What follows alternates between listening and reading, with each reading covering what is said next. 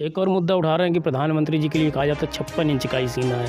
अब 20 मिनट उनको सड़क पे खड़े रहना पड़ गया तो वो डर गए हैं। ये कौन कह रहा है डर गए? की हत्या हो और पंजाब के पंजाबियों जो पूरे देश में बसे हैं उनकी पूरे देश में निर्मम हत्या कर दी जाए।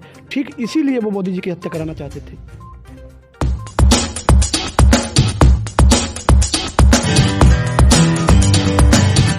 पंजाब में प्रधानमंत्री नरेंद्र मोदी की यात्रा के दौरान जो वहाँ पे अवरोध पैदा किया गया है उसको लेकर अभी भले ही जांच चल रही हो, जांच शुरू हो गई वहाँ पे, लेकिन इसको लेकर राजनीतिक मुद्दे बहुत गर्म हैं। कन्नौज में हम भारतीय जनता पार्टी के जिला कार्यालय में आए हुए हैं। यहाँ हमारे साथ में भाजपा के वरिष्ठ नेता और जिला महामंत्री हरिबख्श सिंह जी मौजूद हैं। हम इनसे बात करेंगे प्रधानमंत्री की सुरक्षा को लेकर जो भी गतिविधियाँ वहाँ हुई, क्या लगता है कि ये कोई साजिश थी या विपक्ष जो बता रहा है कि ये चुनावी स्टंट है उनका, तो आप क्या कहना चाहेंगे इस पर? जो मोदी जी की यात्रा थी वो भटिंडा से हेलीकॉप्टर से जाने की थी। मौसम ख़राब होने के कारण निर्णय लिया गया कि बाई रोड इनको भेजा जाए। हमेशा प्रधानमंत्री की यात्रा के दो विकल्प रखे जाते हैं, हेलीकॉप्टर और रोड का। रोड से जाने का जब विकल्प तय किया गया तो वहाँ की सरकार और वहाँ के प्रशासन और वहाँ की पुलिस को पहले ही बता दिया गया होगा कि प्रधानमंत्री जी इस रोड से निकलेंगे। लेकिन वहाँ की सरकार ने उस चीज़ को गंभीरता से न लेते हुए प्रधानमंत्री की यात्रा को साधारण यात्रा मानकर उनको जाने दिया। उसी का परिणाम था कि जो प्रदर्शनकारी थे वो रोड पे आ गए, रोड जाम हो गया और माननीय प्रधानमंत्री जी का काफिला वहाँ फंस गया, जिससे बहुत बड़े सवाल खड़े हुए हैं। उनकी सुरक्षा में बहुत बड़ी खोट पाई गई है। जी, तो किस तरीके की साजिश लग रही है आपको? ये सरकार की साजिश है वहाँ की या आतंकवादी गतिविधियाँ भी हो सकती है? साजिश अगर आतंकवादी गतिविधियाँ भी हैं तो भी सरकार की साजिश है। आतंकवादी प्रशासन तो नहीं है, आतंकवादी शासन में नहीं है, आतंकवादी हैं। यदि वहाँ पर पुलिस प्रोटेक्शन पूरा नहीं मिला तो यही माना जाएगा कि वहाँ पर सरकार भी उसमें मिली हुई थी। लेकिन तमाम राजनीतिक दल और उनके नेता तो ये आरोप लगा रहे हैं कि प्रधानमंत्री चुनावी स्टंट की तरीके से इसको चुनावी फ़ायदा उठाने के लिए इस तरीके के ड्रामा कर रहे हैं। विपक्षी दल तो हमेशा यही कहते रहते हैं। प्रधानमंत्री जी का कोई भी काम उनको सकारात्मक लगता ही नहीं है। उनको तो ऐसा लगता है कि जो भी प्रधानमंत्री जी हमारे कर रहे हैं वो सब राजनीति के लिए और वोटों के लिए ही कर रहे हैं, जबकि विपक्ष जो भी कर रहा है वोटों के लिए कर रहा है और हमेशा मोदी जी को और भारतीय जनता पार्टी सरकार को बदनाम करने का काम करता है। एक और मुद्दा उठा रहे हैं कि प्रधानमंत्री जी के लिए कहा जाता है 56 इंच का ही सीना है। अब 20 मिनट उनको सड़क पर खड़े रहना पड़ गया तो वो डर गए हैं। ये कौन कह रहा है डर गए हैं? 20 मिनट तक उन्होंने खुले में उनकी गाड़ी खड़ी हुई थी। अगल बगल में जो इमारतें थी वहाँ पर कोई आतंकवादी हो सकता था, वहाँ से कुछ भी उनके जान के लिए खतरा पैदा किया जा सकता था। 20 मिनट तक रुकने के बाद ये निर्णय उनकी सुरक्षा ने लिया है। सुरक्षा जो उनकी थी उसने निर्णय लिया कि चूँकि आगे जाने का रास्ता साफ नहीं है इसलिए वहाँ से वापस किया जाए। उसमें प्रधानमंत्री का निर्णय नहीं, उनकी सुरक्षा के कारण ये निर्णय लिया गया है। देखिए, इन बातों से ये लगता है कि विपक्ष को या तो पूरी जानकारी सटीक है नहीं, क्योंकि जो सुरक्षा मानक हैं उसके हिसाब से जिले के भी जो आला अधिकारी होते हैं, चाहे जिलाधिकारी हों चाहे पुलिस अधीक्षक हों, उनके भी आवास जहाँ बने होते हैं नियमानुसार उसके आसपास ऊंची बिल्डिंगें नहीं होनी चाहिए। लेकिन जहाँ प्रधानमंत्री जी का काफिला खड़ा हुआ था वहाँ आसपास ऊंची बिल्डिंगें भी थीं और वो एक ओवरब्रिज पर घिरे हुए थे जहाँ से पाकिस्तान की सीमा महज 10 किलोमीटर की दूरी पर थी।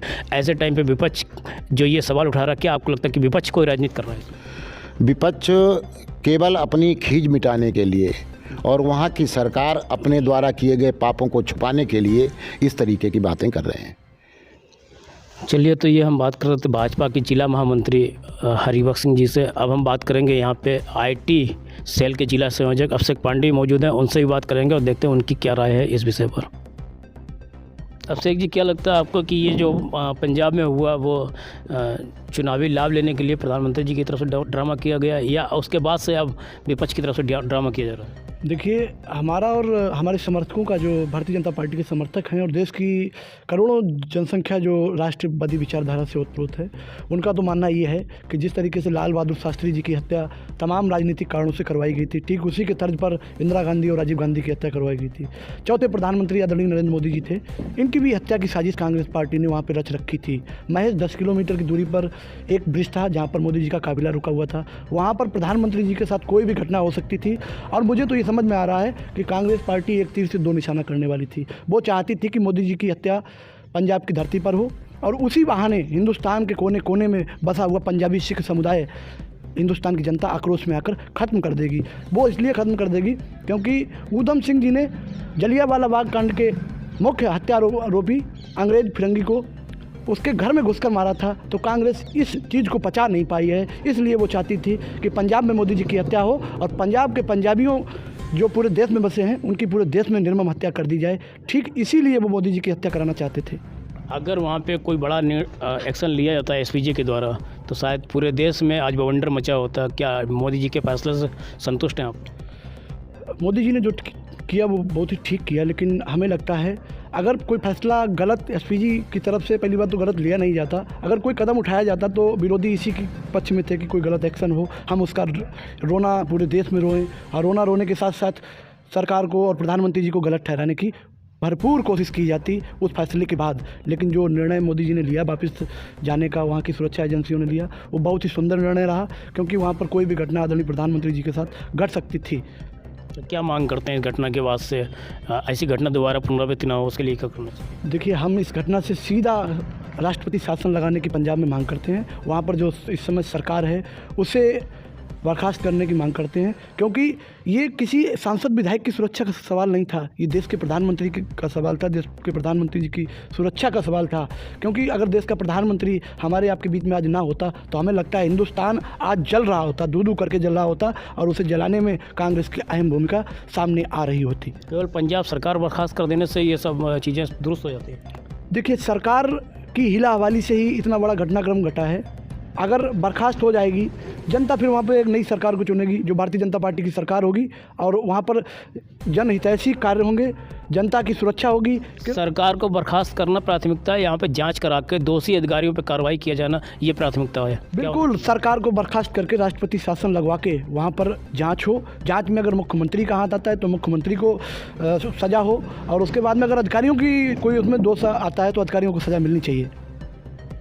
चलिए, तो ये हम बात कर रहे थे आईटी सेल के जिला संयोजक अभिषेक पांडे जी से और इनका कहना है कि सरकार को बर्खास्त किया जाए, उसके बाद वहाँ पे जांच कराई जाए और एक ऐसी जांच होनी चाहिए जो पूरे देश में एक मिसाल कायम। जी बिल्कुल, इस घटनाक्रम के बाद एक ऐसी जांच होनी चाहिए जो कोई भी आरोपी निकले तो उस आरोपी को कड़ी से कड़ी सज़ा मिलना चाहिए और ऐसी सज़ा मिलना चाहिए ताकि आने वाले समय में कोई भी इस तरह की घटना घटित करने के लिए 100 बार सोचे। ये मामला सिर्फ प्रधानमंत्री की वजह से ही इतना हाईफाई नहीं, बल्कि कोई भी संवैधानिक पद पर बैठे हुए व्यक्ति, नेता, जनप्रतिनिधि के साथ अगर इस तरीके की घटना होती तो इस टाइप की कार्रवाई करके एक मिसाल कायम कर देनी चाहिए कि दोबारा उस तरीके की घटना ना हो, उसकी पुनरावृत्ति करने की कोई हिम्मत न दिखे।